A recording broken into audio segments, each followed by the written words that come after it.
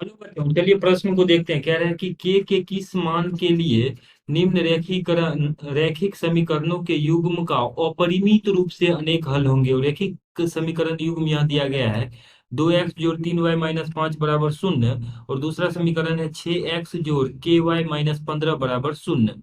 तो दिए गए प्रश्न के लिए हमारे पास जो मुख्य अवधारणा है, मुख्य अवधारणा यदि हम इस प्रश्न के लिए देखें तो मान लीजिए रैखिक समीकरण a1 x जोड़ b1 y जोड़ c1 बराबर 0 तथा दूसरा समीकरण है a2 x जोड़ b2 y जोड़ c2 बराबर 0 के यदि अपरिमित रूप से अनेक हल हैं, तो अपरिमित रूप से अनेक हल की स्थिति यदि हम लिखें तो ये होता है a1/a2 बराबर b1/b2 बराबर c1/c2।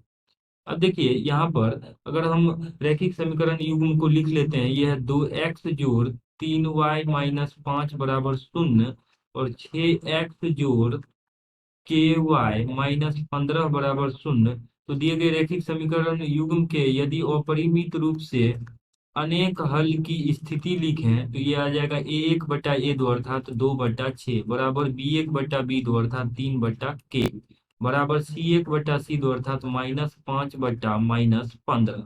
तो यहाँ से इसको यदि हम हल करेंगे तो ये देखिए माइनस से माइनस ये कट के प्लस बन जाएगा।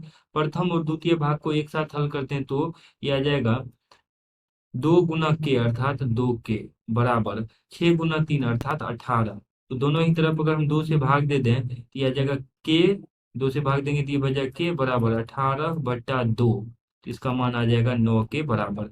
यानी प्रथम और द्वितीय को जब हमने एक साथ लिया तो यहाँ पर हमारे पास k का मान आ गया 9 के बराबर। अब देखिए यदि हम द्वितीय और तृतीय भाग को भी लेके हल करते हैं तो बराबर ही आना चाहिए। तो 3/k, तो यहाँ से आ जाएगा हमारे पास 3/k बराबर, और यहाँ से हमारे पास आ जाएगा 5/15। 5/15 को लिखेंगे 3/5 इस प्रकार से।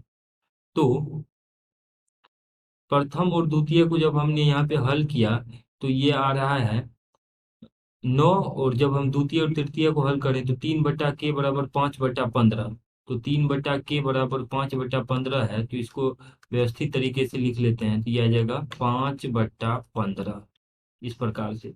तो हमारे पास इसका मान आ जाएगा 3 गुना 5। तो ये आ जाएगा, यहाँ से पहले काट ही लेते हैं तो ये आ जाएगा 1/3, और के को 1 से गुना करेंगे तो के बराबर 3 गुना 3 अर्थात 9। यानी दोनों ही स्थितियों में के का मान 9 आ रहा है, अर्थात के बराबर 9 पे, के बराबर 9 पे दिए गए रैखिक समीकरण युग्म का अपरिमित रूप से अनेक हल होगा। यानी के का जो अभिष्ट मान है वो आ जाएगा 9 के बराबर। आशा करते हैं कि इस प्रश्न का हल आपको समझ में आया होगा। धन्यवाद।